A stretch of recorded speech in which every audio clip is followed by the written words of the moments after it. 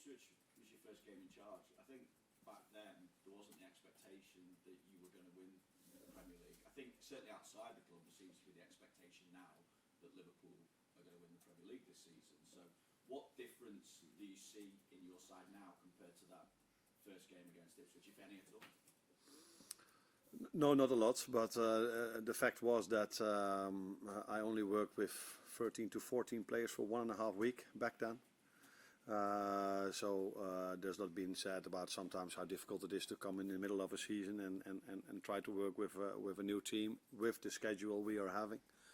But to be fair, it maybe felt a bit the same for me because 12, 13, 14 players came in 1.5 weeks before the start of the season, and from that moment on we only played games. So it's normal, I think, that we've improved compared to that game.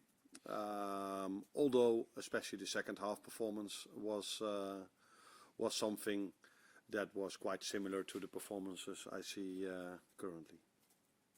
And with that in mind, how much do you think Ipswich will be a different proposition now that we've gotten used to life in this league a little bit and taken some big points off some top teams? Yeah, they've done, and they've been a bit unlucky sometimes in the last moments of games. I think I've said this a few times recently that the second half of the season is always more difficult than the first half because some teams strengthen themselves during the winter break. Some teams, of all the teams, not all of them, but many teams work with their manager for half a season, and that normally leads to that a team becomes better. And that's definitely the situation also for Ipswich, although they've made it really difficult for us already in the first game of the season. But I think it's fair to say that they've improved during the first half year, and that is also a compliment to Kieran McKenna, that he already made it really difficult for us in the first game, but I think the few games afterwards was more difficult for them.